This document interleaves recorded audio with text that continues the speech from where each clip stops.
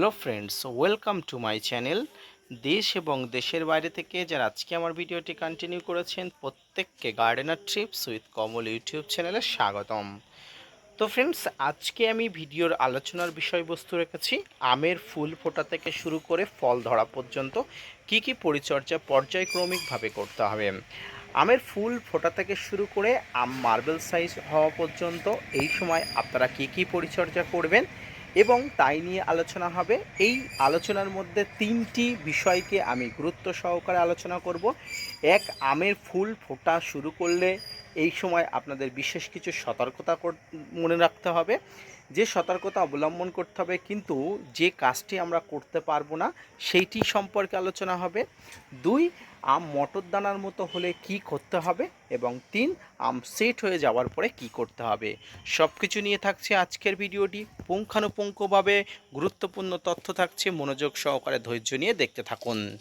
প্রথমত, এই সময় আম গাছের মুকুল আনার জন্য আম গাছকে কষ্ট দেওয়া উচিত, কিন্তু আম গাছে যদি মুকুল এসে যায় কোনোভাবেই কিন্তু জলকষ্ট দেওয়া যাবে না। অর্থাৎ আম গাছে মুকুল আসার পরেই কোনোভাবেই কিন্তু জলকষ্ট দেওয়া যাবে না। জলের ঘাটতিজনিত কারণে কিন্তু মুকুল ঝরে পড়তে পারে। এই সময় আপনারা যেটি দিতে পারেন সেটি হচ্ছে কিচেন লিকুইড, খোল ভিজানো জল 15 দিন অন্তর অন্তর গাছের গোড়ায় আপনাকে দিতে হবে। এই সময় কোনো ধরনের কীটনাশক আপনার গাছে দেওয়া যাবে না।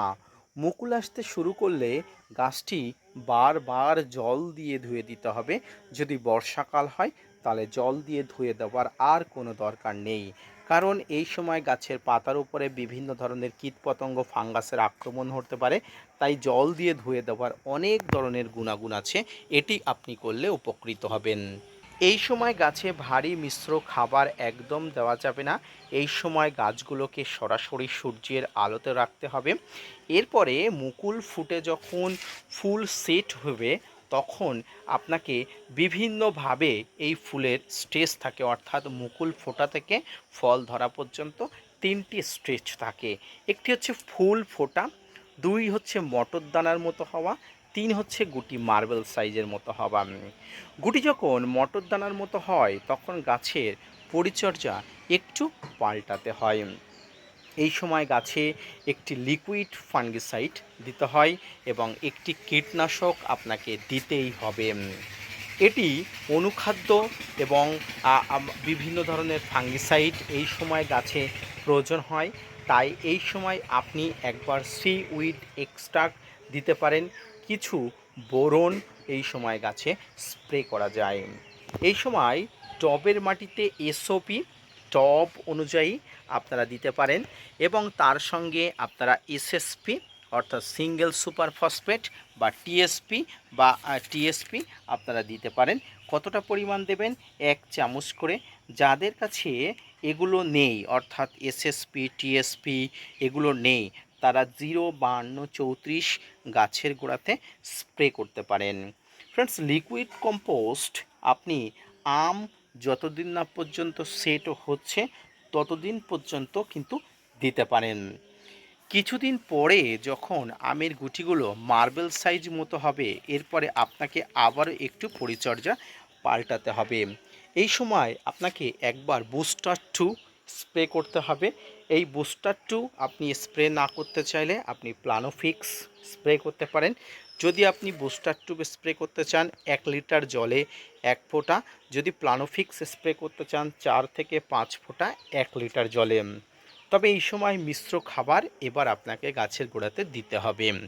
যদি বর্ষাকালের সময় আপনার গাছে মুকুল থেকে থাকে, অর্থাৎ যদি সারা বছর ব্যাপী আম ধরা গাছ থেকে থাকে, তাহলে আপনি একটু হিসাব করে খাবারটি দেবেন। আর যদি সিজনাল আম গাছগুলোতে মুকুল থেকে থাকে তাহলে কিন্তু এই গুটি ধরার পর থেকে কিন্তু আপনাকে খাবার দিতে হবে। এই খাবারের মধ্যে অবশ্যই আপনাকে কম্পোস্ট, হাড় গুঁড়ো, হিউমিক অ্যাসিড ইত্যাদি টবের আয়তন অনুযায়ী আপনার কিন্তু গাছের গোড়াতে দিতে হবে।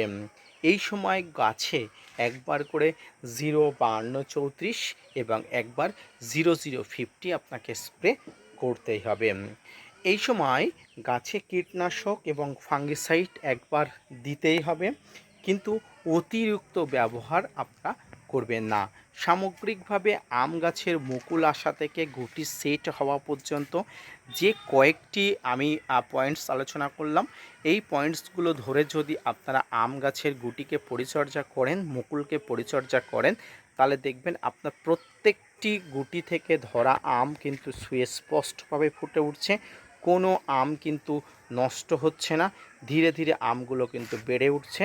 আপনি কিন্তু প্রচুর পরিমাণ আম পেতে পারেন একটি গাছ থেকে। তো ফ্রেন্ডস, আজকের ভিডিও থেকে আপনি যে তথ্য পেলেন, সেই তথ্য অনুযায়ী আপনি যদি প্রত্যেকটি অ্যাপ্লাই করেন, অর্থাৎ প্রত্যেকটি সূত্র অ্যাপ্লাই করেন, তাহলে দেখবেন আপনি উপকৃত হবেন। পাশাপাশি এই সময় আপনি আম গাছকে আরও পরিচর্যা করলে আগামী দিনে আপনার আম গাছ থেকে আরও ফল এবং ফুল পাওয়ার সম্ভাবনা থেকে যায়।